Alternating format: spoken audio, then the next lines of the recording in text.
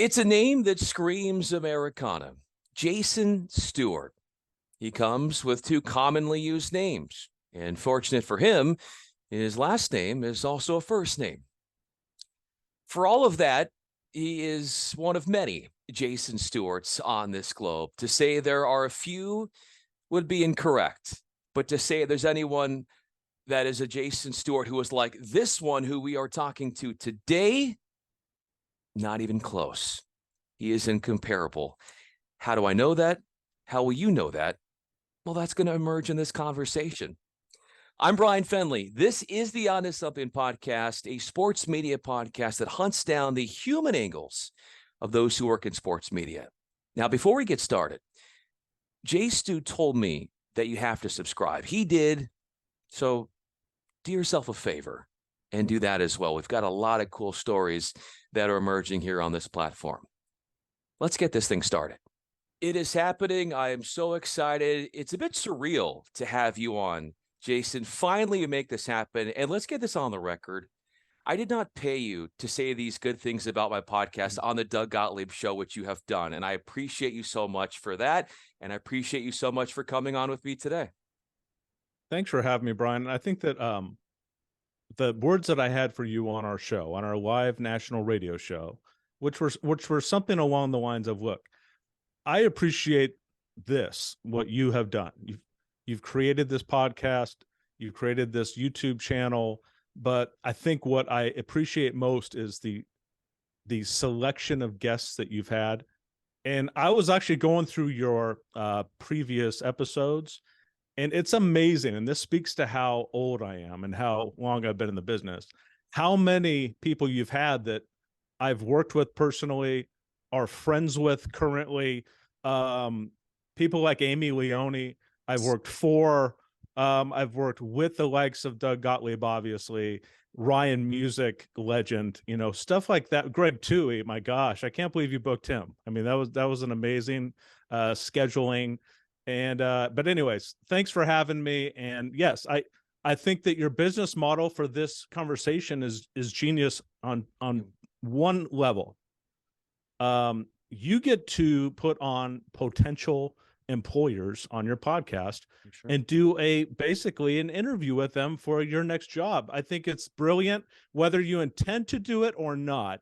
My trained eye says whether this was his intention or not, this is actually pretty darn genius. So thanks for having me. Well, I appreciate all those kind words. And if anything, it's amazing exposure so that people know what I'm about, what I think, and to be able to have some of these people on like yourself.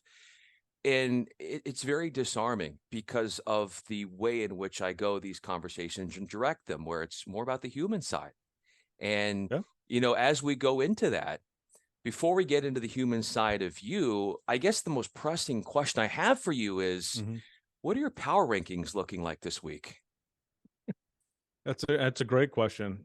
In fact, this week, we've been off the entire, I guess from February to now. I'll start my power rankings probably the second or third week of August. Very important that I get them out, when the season is starting. It gets a lot larger reaction. And for those that don't know what Bryan's talking about, and I don't want to give away his joke, but the entire industry, our industry, sports talk industry, has their power rankings. Every show, every entity, every brand, every personality thinks they need to give you their football power rankings. So I took it a little bit differently, and I took it a little bit more literal, and I said, I'm going to do my power rankings, like nuclear power, gas power, wind power, water, and I rank them every week, and it gets quite the reaction because, as you know, Bryan, we're in polarizing political times. So you can imagine what kind of a reaction that list gets. Yeah. And what gets you to change, say, if solar is number one and then nuclear goes up to number one? What does it take? It has to have a huge ordeal to make that shift. It's all in the metrics and the homework. I do my sourcing. I call a lot of people in the know, a lot of meteorologists, and it does vary week to week. The weather changes week to week. And our source of power changes every week, incrementally, but it could impact the power ranking. So look for those come maybe next month. Yeah, it's amazing that you crank all those numbers. You're so mathematically sound, and the amount of content that you put in to scientific work on Twitter and other social media outlets in terms of the power rankings is just phenomenal. It goes so far into really explaining the intelligence of who you are, which is it's so vast. When people think of you, Jason, what's the first thing they think of? Let's see. How about this? Giant smartass. And if you haven't been able to glean this from the first 5 minutes of this podcast, I do it in a very dry way. So if you don't get my sense of humor, you're probably just going to think I'm some kind of a weirdo. Like, Bryan, I'm sure there was like, in the first like 10 minutes that you met me, you probably thought to yourself, is this guy serious? Because if he's serious, then that's kind of funny. But or is he just a weirdo? But yeah, it's dry, it's monotoned, but I'm typically joking. In other words, if someone comes up to you, Bryan, I think I introduced you to a friend of mine the other day, Jordan, right? If Jordan was like, Bryan, was he joking when he said that? The answer is almost always yes. I'm just never going to tell you that I was joking. You just got to figure out on your own. Speaking of you as a joke artist, there was something you did on television. I want to say it was literally, you said how old you were. We're not going to throw a number out there, but literally you did these segments and it was literally black and white television at that point. These beefs that you did. Here you are, if I'm not mistaken, you are working at a TV station as an editor and you have these gripes that involve things related to pop culture. You go on camera with the news anchors. How did this all come about? And how was that the first real good sign of you as a comedian and where that would take you? First of all, I would never say I'm a comedian, but I appreciate the compliment. But 1995, and this is actually a great way of you. I mean, this is a very savvy way of you getting into my story. I mean, it's a great one. So in 1995, I graduated from Cal State Fullerton with a broadcast journalism degree.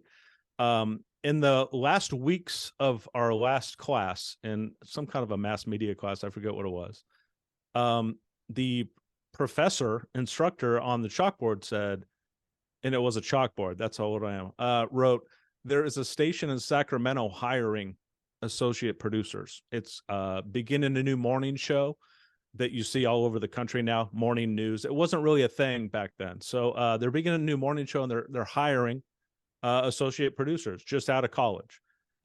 Check and see if you're interested. I just so happened was engaged to a woman who had been accepted at UC Davis to go to law school. UC Davis is right next to Sacramento. It seemed like it was something that was meant to be. I applied for the Sacramento station. So my first job out of college was as an associate producer / editor / gopher for a news station in Sacramento. The talent, the male host on the morning show kind of took to my little quirkiness a little bit. And he, after knowing me for a couple of months, like, we have to figure out a way of putting this on the air. I don't know what it is, but think of something that you're complaining about that day and we'll give you like a little segment. And I did. And we called it Jason's Beef.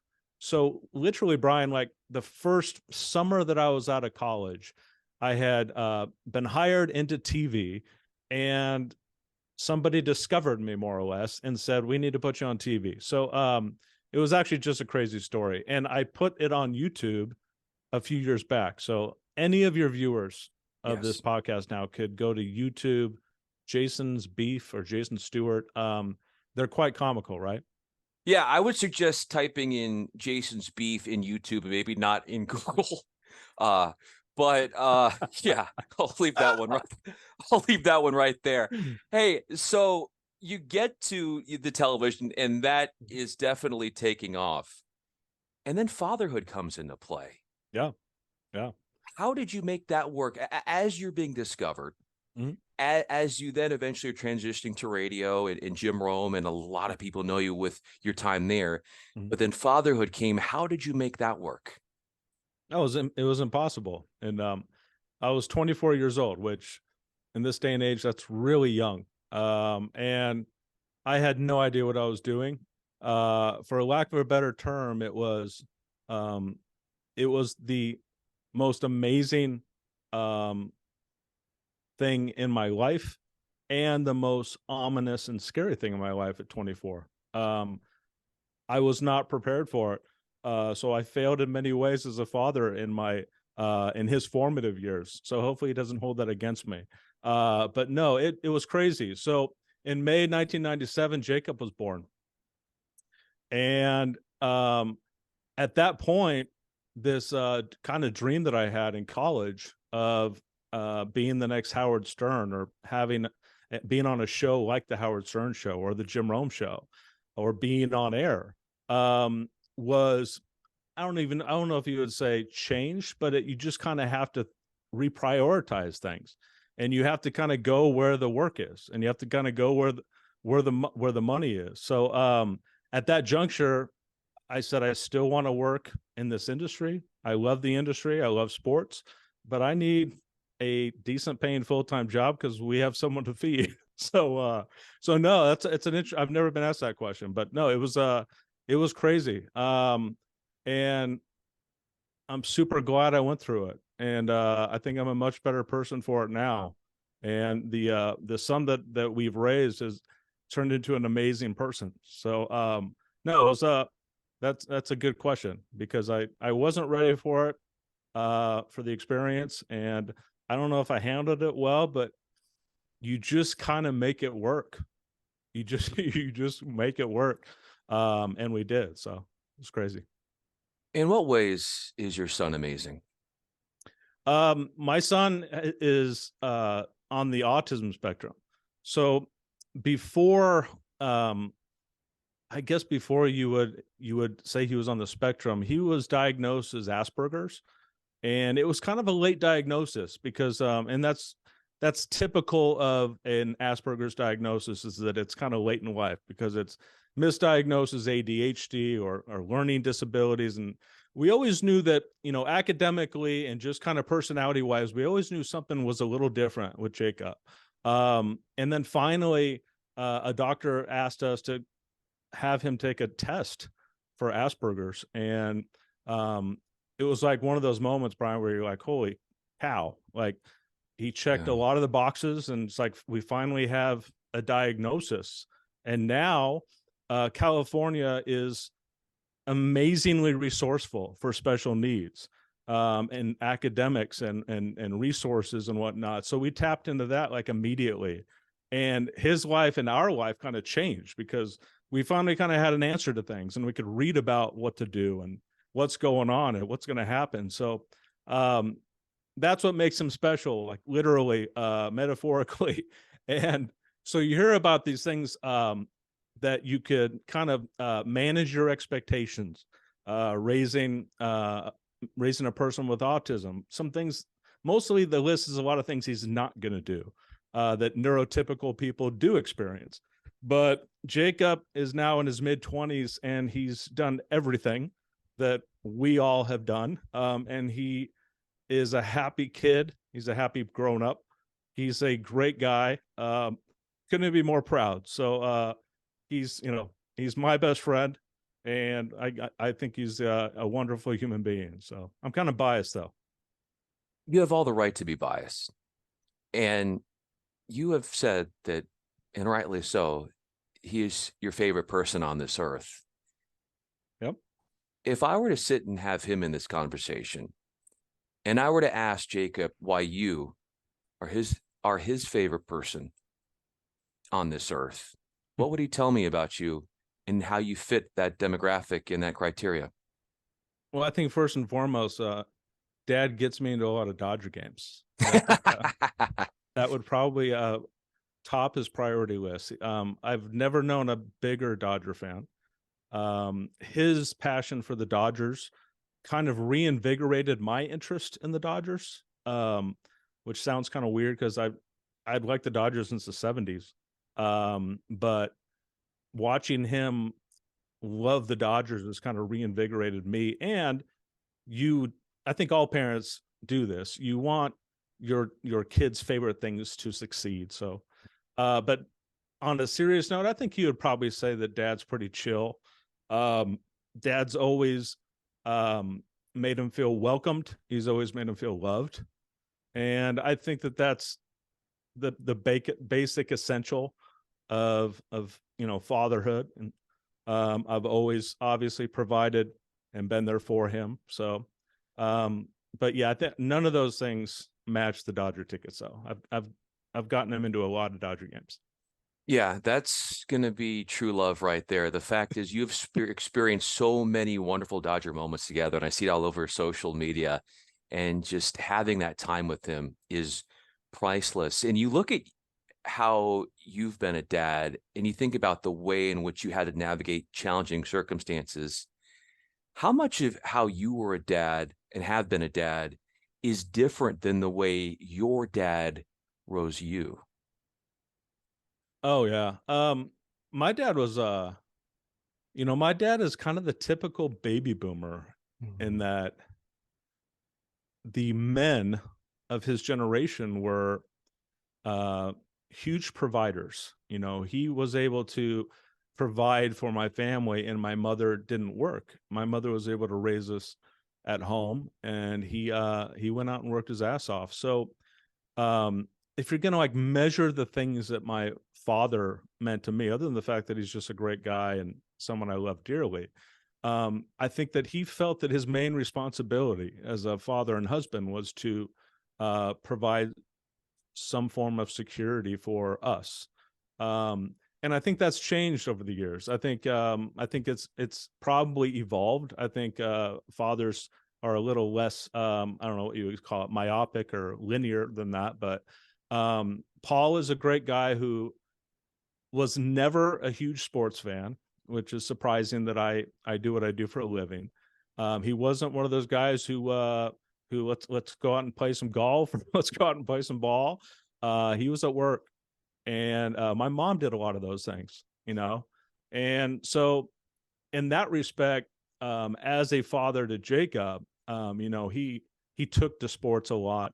And I wanted to make sure that I was at every game, and I wanted to make sure that I was, when I got to a point, could coach his teams and be kind of involved in that respect. So sports wise, very, very different. But I think like just from a personal level, I think I have a lot of the qualities of my dad. I think that I'm extremely, I don't know, what would you call it, mild mannered, and I'm always going to kind of tell you how I think, but I'm always going to, consider your feelings. And that's kind of how you have to be as a parent.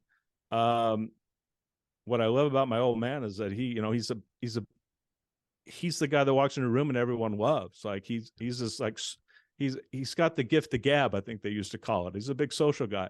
I don't do that. I'm not great at small talk. I've already told you about my kind of a weird sense of humor. So it's like, I've always loved that about my dad, and I admire it. And Jacob probably is along the same lines as me. You're not going to get a lot out of him in a room or a party. But I think that might answer your question. I don't know. Somewhere there's an answer, right? There are multiple answers in that question. If it was multiple choice, it would be all of the answers are correct. Speaking of being a good talker, you as an actor, why are we not seeing you in stuff right now? You had so much talent. You have that stuff posted on your YouTube channel, and you've been on some pretty noteworthy pieces as a cast member. Yeah. What is stopping you from doing more of that? I'll tell you one thing. It comes down to one easy answer of why I have not had any acting gigs since, I don't know, 2011, maybe. I stopped working on the Jim Rome show. That's what happened. So if I ever had any, I don't know, if I had any thoughts that my acting ability kept getting me jobs, it all came to a stop when I left a platform with millions of listeners, I think every producer that put me in their film or TV show, and I have a good friend, Stan Brooks, who put me in a lot of his projects. We're friends to this day. But I think he would admit to you that I was a vehicle to get their TV show or movie publicized on national radio. And the Jim Rome show, kind of the character of the show was they would air my roles, my acting parts audibly, and make fun of me incessantly for my bad acting. That was kind of the role that I played on my radio show. I can't believe this guy gets movie roles. So that was kind of my thing, like from 2002, maybe starting with a biopic about Heidi Fleiss to about, I don't know, 2011. I did I don't know, 8 to 10 TV movies, and I did a couple of sitcoms. And at each turn, it was basically just kind of a way to get Jim Rome to talk about their product, because if I was on there, Jim wasn't going to not talk about it, because we would have the audio and we would play it incessantly. And all of the listeners to the show love to make fun of it. So it got like more than its worth of money and publicity. It was actually a pretty genius move by these producers. So the very long answer to your question is, how come I don't do any more acting? because those roles were given to me without any kind of I didn't have to what do you call it, read for them. I didn't have to go audition. They were just handed me speaking roles, and I got paid, and it was amazing. And I have this little YouTube talent reel or whatever of my appearances. But I'm not going to joke or kid myself into thinking that's because of my acting abilities. What about your appearance on Blind Date? Yeah, that preceded. See, I think one thing led to another. And my memory is a little foggy on this, but I think this is how it went. Roger Lodge, the host of Blind Date, he does, I think, Angels Radio now, a guy named Roger Lodge. He was the host of Blind Date for, I don't know, 10 to 15 years. That was his thing. Well, he was a big listener to the Jim Rome show. And at some point, he called the show and talked to me off air and said, would you like to be on Blind Date? And I was single at the time. My son's mother and I had broken up at that point. I was single, and I was just kind of the single guy on this massive national radio show. And again, Roger had the same kind of instincts. If I put him on our show, it'll be a great cross promotion, you know? And so I did it. The date could not have gone worse. You talk about somebody who doesn't understand my personality. That was a great visual, a great 15-minute segment on somebody that doesn't understand my sense of humor. And I don't blame her, by the way. I was a weirdo. And it did what I think Roger Lodge had hoped. We did Blind Date, and then Jim would play sound bites from Blind Date for years and years after that. And so Roger put me on that show, and then Stan Brooks, the person I previously mentioned, I think he saw me on Blind Date, and he first and foremost saw the reaction to me being on Blind Date and how much Jim talked about it. And then he said, it looks like you got some acting chops in this reality TV thing. And he's like, and he gave me a speaking role in this film. So crazy how that all worked out. You're getting opportunities visually while being associated with the Jim Rome show, but there was also a song written about you. Yeah. And it came about on the Jim Rome show. And there was some line in that song about, what did they ask Halle Berry? Yeah. Yeah. So I mean, this is really in the weeds, but back when Blink 182 was popular, and I'm not saying they're not popular now, but 20 some odd years ago, they're really popular. Someone did like kind of it wasn't even a cover song. It was an original song, but kind of in the theme of Blink 182, that sound. They were out of Houston. It was a local band, and they wrote a song about me and then sent our show the CD.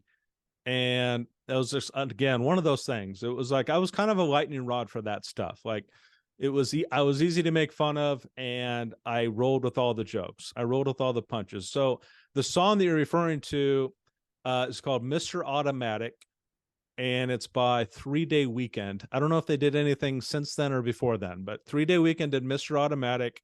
I think in parentheses, it's freaking J Stew. And the lyric that you're referring to is, I think they were trying to do like an example of when I would be on the set with famous people, what they would think as they looked at me.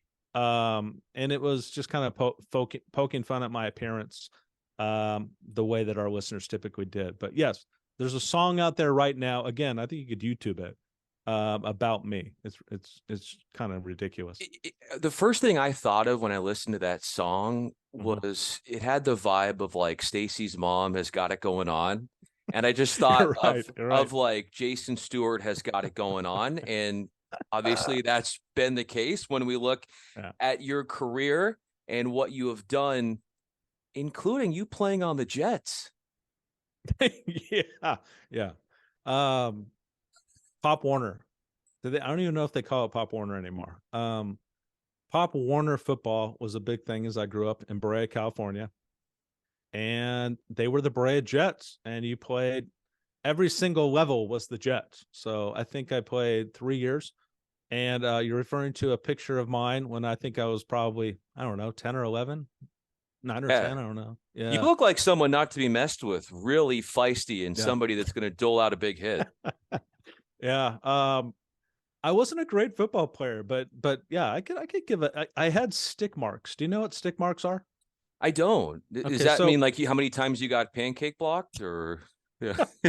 Close. It was like stick marks were kind of our badge of courage. So the Brea helmet was mostly white with the Jets emblem on it.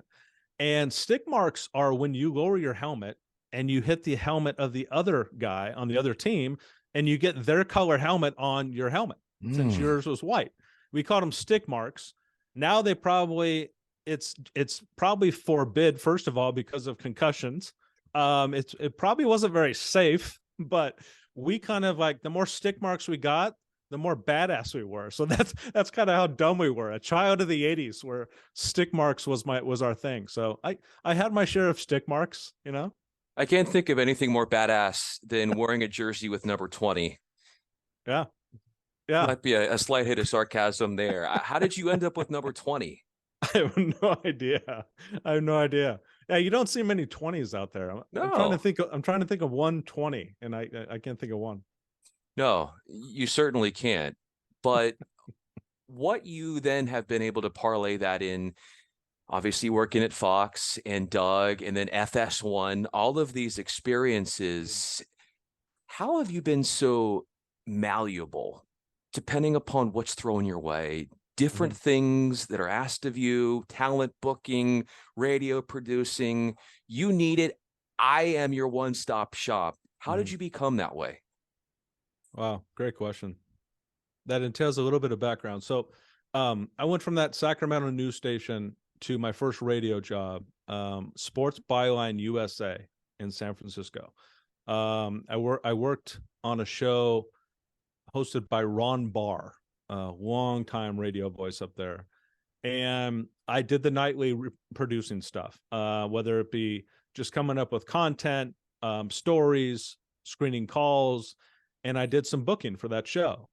So when Jim Rome hired me in 1999, I got into that shop, and Travis Rogers was the executive producer.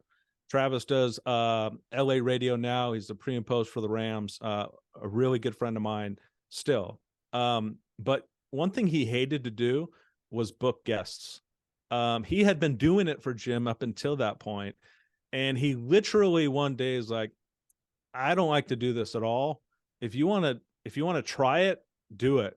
So at that point on the Jim Rome show, I had been hired as like a screener associate producer, but they really didn't know exactly what I was going to do. They basically just hired me and said, fit in somehow. And my niche at that point was booking guests. I had some experience at it. And Jim was on his ascent at that point. Jim hadn't become what he would eventually become, but he was getting known out there. And to say that it was hard booking Jim Rome, I don't think that would be very truthful, because a lot of people wanted to be a part of that program. So it didn't take a whole lot of heavy lifting on my part, but I wasn't going to tell Jim that. I wasn't going to tell Travis that. They thought that I was doing a pretty damn good job of booking a show that everybody wanted to do. So I found my niche on that show. So that was kind of my daily job. I would book guests, I would screen calls on that show, and I did it for 14 years. But along the way, Bryan, you just learn different aspects of the audio industry. I mean, Jim, to this day, Jim has a joke, and he says, his listeners complain, like, why do you take so much vacation? I think he probably takes 8 to 10 weeks of vacation. Not joking. And his answer is, because they give me a lot of vacation. So, he took a lot of vacation, and that 8 weeks to 10 weeks a year were like the who's who of fill-in hosts. So in that day, the structure was, when Jim took off, Travis took off. So I was producing the fill-in hosts. And Bryan, you're talking about Joe Buck would fill in, Bob Costas filled in, Skip Bayless was like a regular fill-in for Jim Rome. People don't remember that or want to know that, but Skip Bayless was a regular fill-in. I spent many hours working with Skip. Over the years, the Sklar brothers, obviously, yep. Petros and Money. So I got to know a lot of people outside of the Jim Rome bubble that I probably wouldn't have otherwise. So, and I was producing those shows, so I learned that aspect of it as well. So, you know, when I decided to leave Jim in 2013, there were all these people that I had worked with. Jason Whitlock was another one. There's people that I'm forgetting here, but I literally had been working with people. So I was able to kind of generate a pretty good network of not only names that I could, call to be on the show, but names that I've actually worked with. So that to me was valuable walking away from Jim. It was pretty ominous to do it, but I did it. And I've been able to do, as you pointed out, a lot of the guest booking stuff, a lot of the audio stuff, radio and podcasting, and now I'm with Doug. But I think you could attest to this, Bryan. You've been extremely, what do you call it? When you could do a lot of things. I don't know what the word is. Try to be versatile. Yeah. Versatile. Try to be, yeah. The business, as you know, like one of the realities of our business is that it has shrunk considerably. So people are getting paid the same things to do more nowadays. And that's been happening over the past 10 years. So it was almost out of necessity. I had to learn how to do everything. I can't say I do everything well, but I can just about do anything, and be decent at it. And that's just kind of a reality. So the long answer to your question, how I've been this way, it's almost just like, this is the reality of the business. If you want to keep doing sports talk for a living, and they haven't really forced me to get a real job yet, so I've kept doing it. You definitely need to move with the times. And as you know, this industry has evolved very quickly too, I might say, in the last 10 years. Why do you think it's evolved so quickly? Well, I mean, you kind of saw it coming, but I don't know if anyone saw it coming and happening as quickly as it did. This digital aspect of our business. I mean, when I was coming up, and even 10 years ago, your terrestrial radio show was the moneymaker. It was the way that that people had livelihoods. It funded sales departments and affiliate departments and everything else. And it was a thriving business. It still thrives, but it's thrived because the companies that have been ahead of things have adapted to the digital medium. But 10 years ago, it was that you use your terrestrial platform to promote your digital platforms. Catch me on Twitter, catch me on my YouTube, catch my podcasts. but those podcasts and social media outlets were never really back then moneymakers. They were just ways to increase or enhance your brand. The paradigm shift that I've seen in 10 years is almost become the reverse, and that a lot of the brands are using their digital platforms to promote the terrestrial shows. So that's kind of in the very basic of terms, the paradigm shift that I have seen.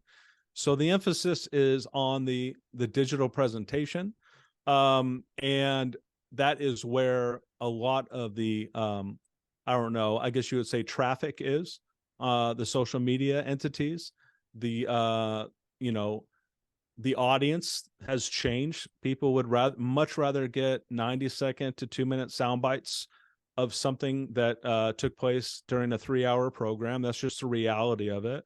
So I guess the challenge is, and this hasn't been my challenge, thankfully, not yet anyways, but the challenge has been to monetize that in the best way possible. But that's kind of the shift that I've seen.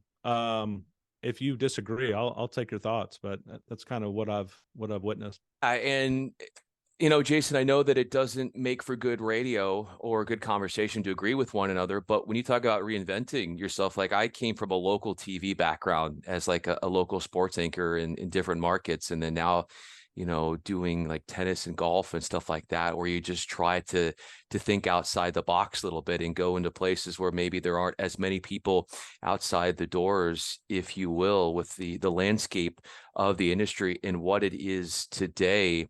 We have to talk, Jason, about what you're doing right now with Fox Sports Radio and Doug Gottlieb. You've worked with some of the greats. Doug is up there as well. What, though, makes him one of a kind in getting a chance to work with him? Oh, boy. So this is what I admire most about Doug and what I like about him most. In an ever-changing landscape of political correctness, okay, since COVID and all that craziness that we went through, fewer people have been willing to talk about certain topics. And Doug unabashedly, unapologetically still tackles very polarizing topics. And that's right up my alley. Like, to me, that's interesting. That's taking a risk, to be honest. He puts himself out there and gets killed for some of the things that he says, metaphorically, on Twitter. And I'm always going to be appreciative of him for that. Like, there are a lot of things on a daily basis that happen when you work together with talent. But just in general, I think Doug actually has the courage now to talk about things that a lot of people in our business are like, ooh, I'm not going there, right? So Doug's amazing in that way. Doug's got his quirks, as most radio audio talent have, but that's one thing I admire most about him, and it really resonates with me.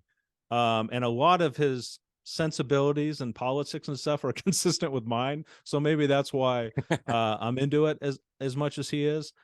And then working with Dan Beyer and John Ramos. Dan Beyer is one of the most talented people I've worked with. He put in all the time before I got to him, and I could tell. Dan's one of those like pros pro.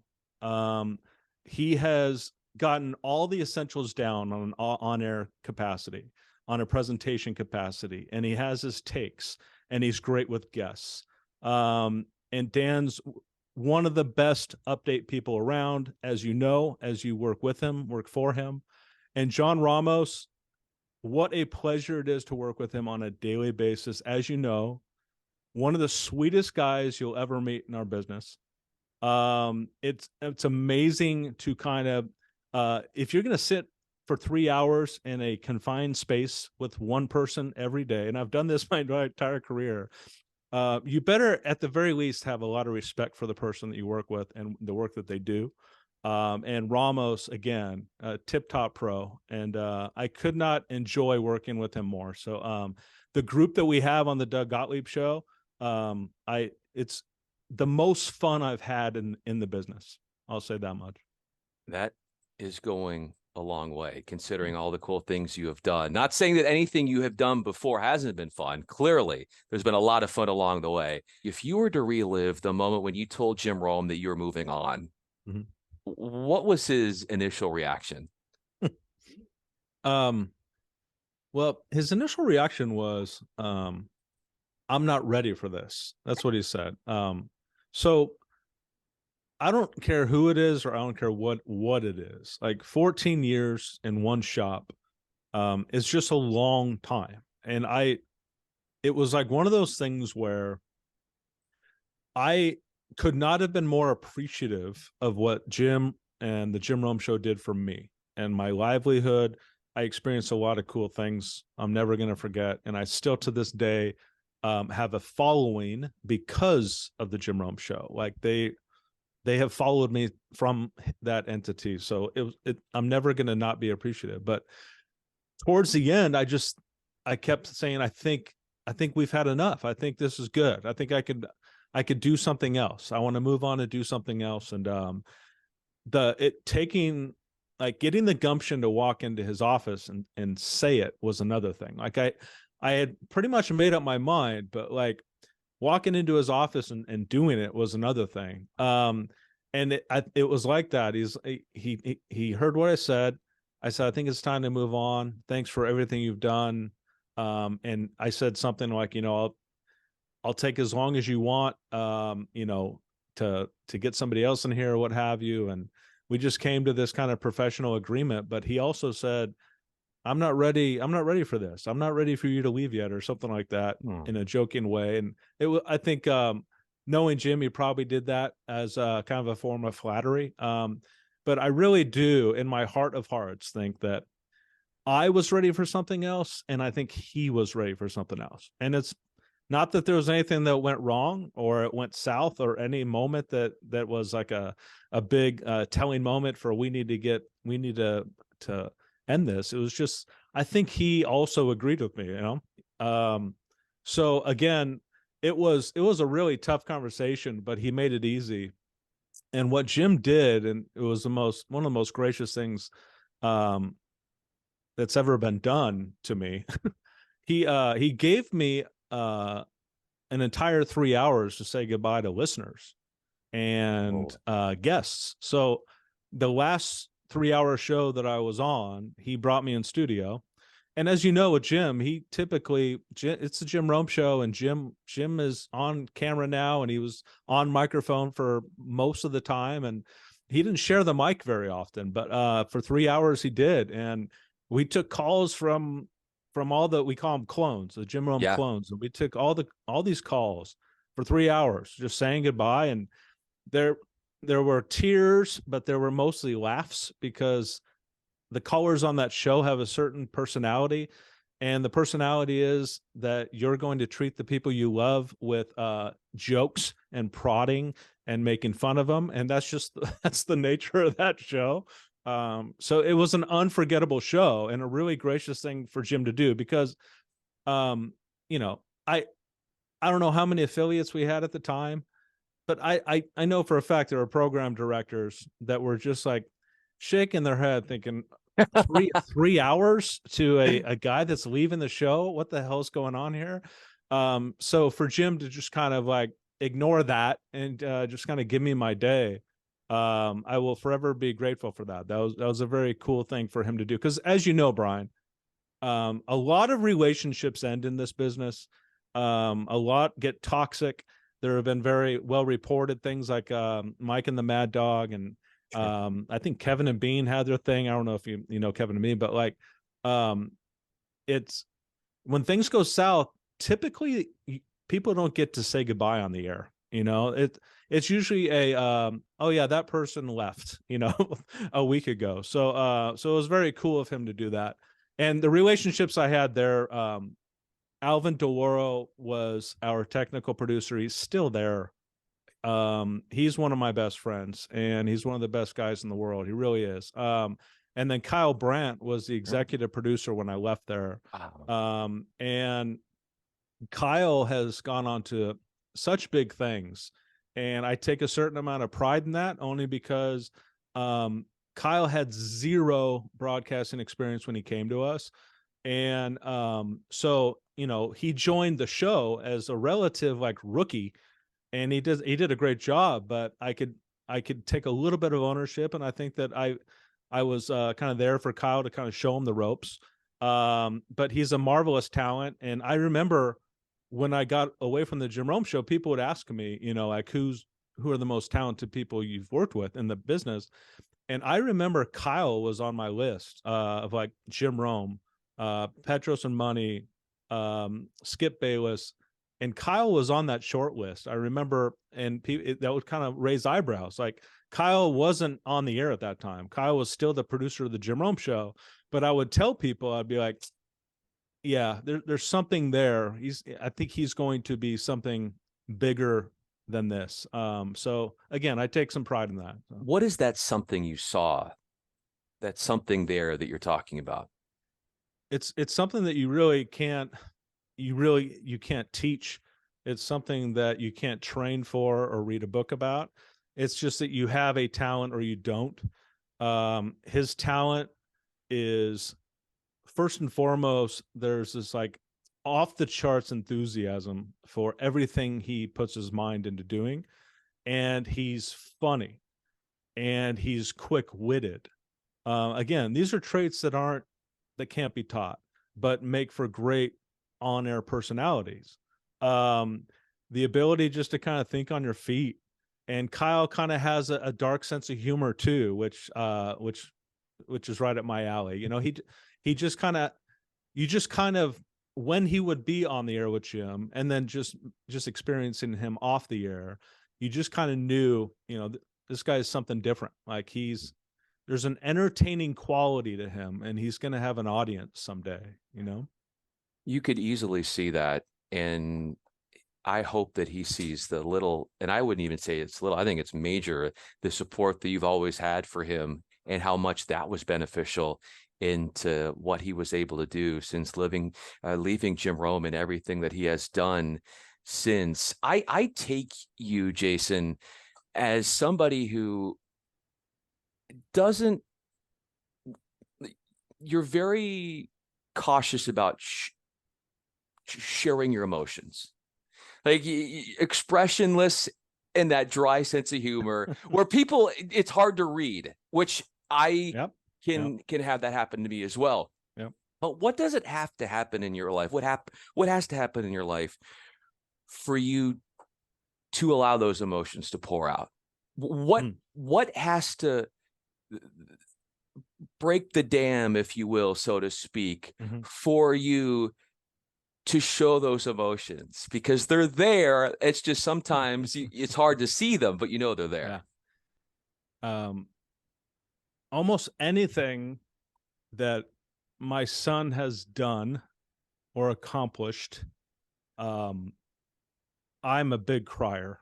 So the tears start flooding. And you know what happened too, once you have children, I'm sure a lot of people could attest to this, like the cheesiest things in movies that are kind of a reference to parenthood, the tears come. Like there's just something about that.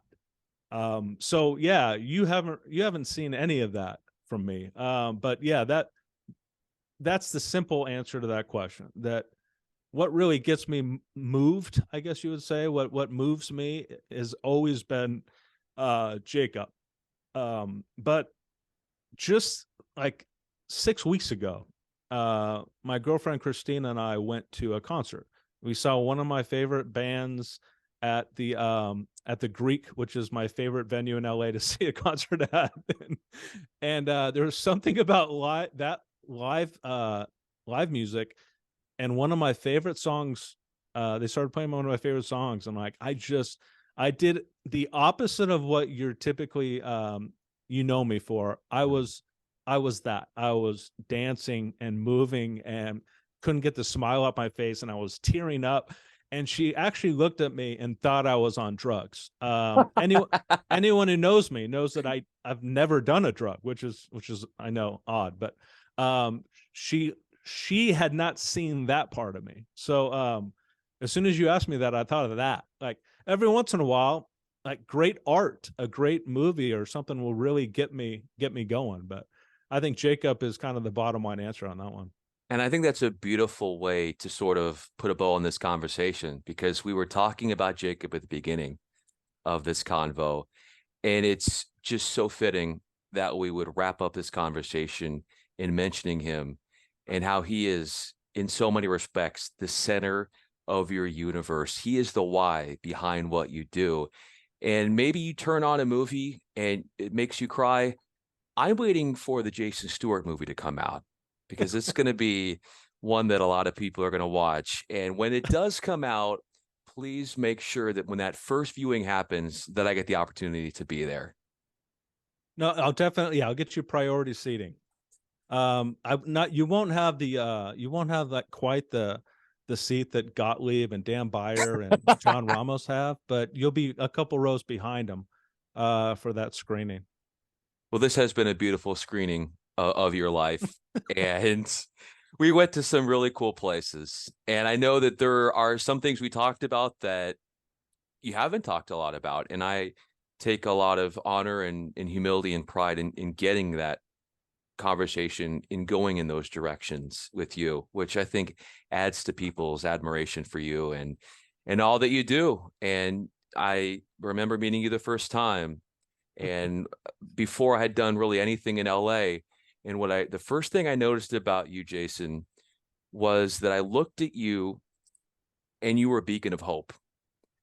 So many people, you want to get in the industry, and I know we're not going to name names or anything, but there's always this jaded, cynical, like, yeah, good luck kind of thing. But somebody's going to have to take that position. Somebody's going to be there. Yeah. And you had the patience and the time with me.